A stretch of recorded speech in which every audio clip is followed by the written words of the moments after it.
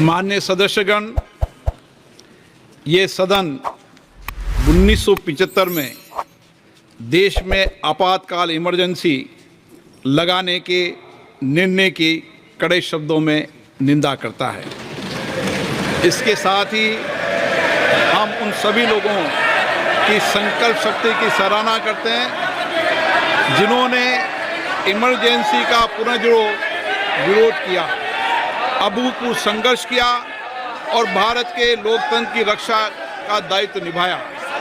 भारत के इतिहास में 25 जून 1975 के उस दिन को हम हमेशा काले अध्याय के रूप में जाना जाएगा।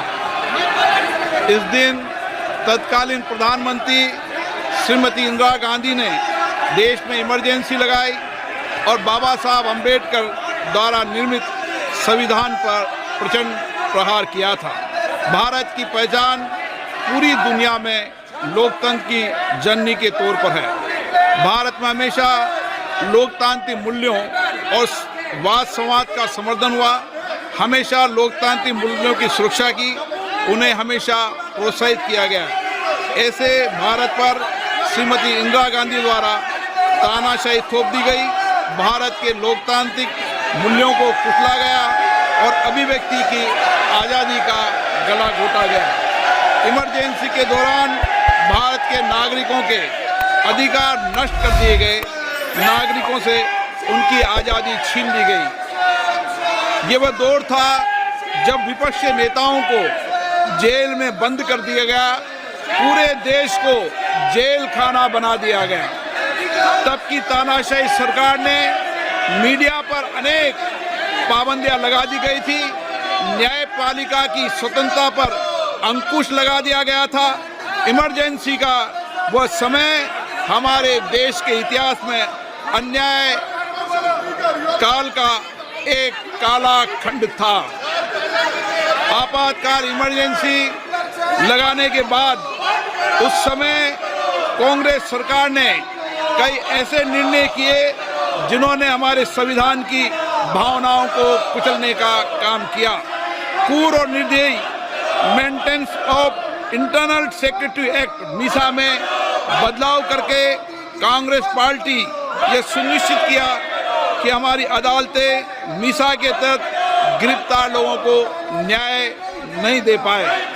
मीडिया को सच लिखने से रोकने के लिए parliament president production of publication repeal act, press council repeal act और prevention of publication of objectional matter act लाए गए।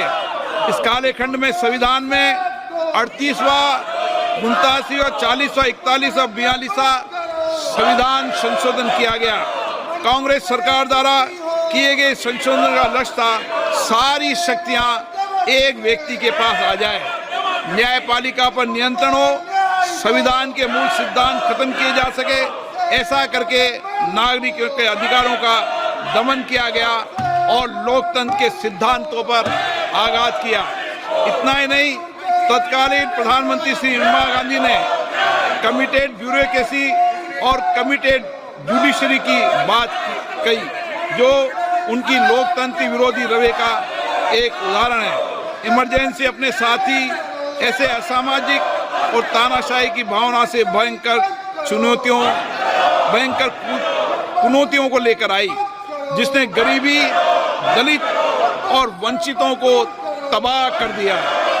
इमरजेंसी के दौरान लोगों को कांग्रेस सरकार द्वारा जबरन थोपी गई अनिवार्य नसबंदी का, शहरों में अतिक्रमण हटाने के नाम पर मनमानी का और सरकार की कुनीतियों का प्रहार झेलना पड़ा।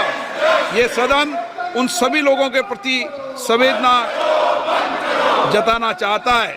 1975 से 1970 कालाखंड अपने आप में एक ऐसा कालाखंड है जो हमें संविधान के सिद्धांतों, संघीय ढांचे और न्यायिक स्वतंत्रता के महत्व को याद दिलाता है। ये कालखंड हमें याद दिलाता है कैसे उस समय हम सभी पर हमला किया गया, क्योंकि जिनकी रक्षा आवश्यक है।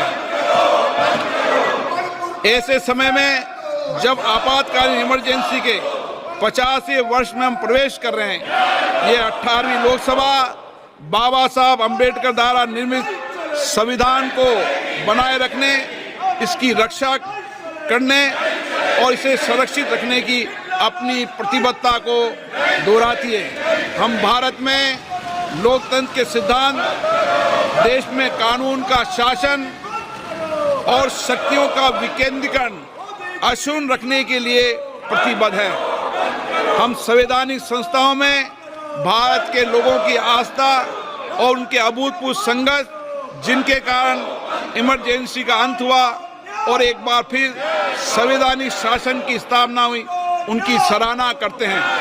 1975 में आज 26 जून के दिन ही देश इमरजेंसी की कूट सच्चाइयों का सामना करते हुए उठा था।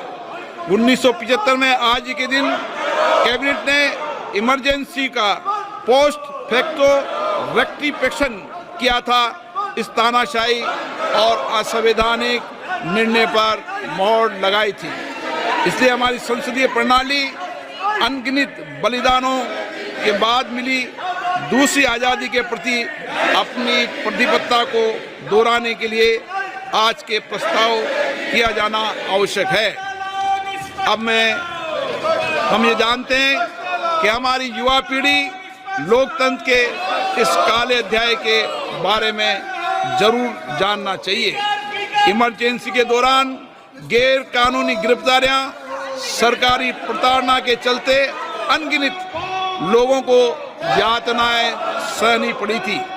उनके परिवार उनको असमित कष्ट उठाना पड़ा था। इमरजेंसी ने भारत के कितने नागरिकों का जीवन तबाह कर दिया था, कितने लोगों की मृत्यु हो गई थी। इमरजेंसी के इस काले खंड में कांग्रेस की तानाशाह सरकार के हाथों अपनी जान गंवाने वाले भारत के ऐसे कर्तव्यनिष्ठ और देश में प्रेम करने वाले नागरिकों की स्मृति में हम सब 2 मिनट का मौन रखते हैं।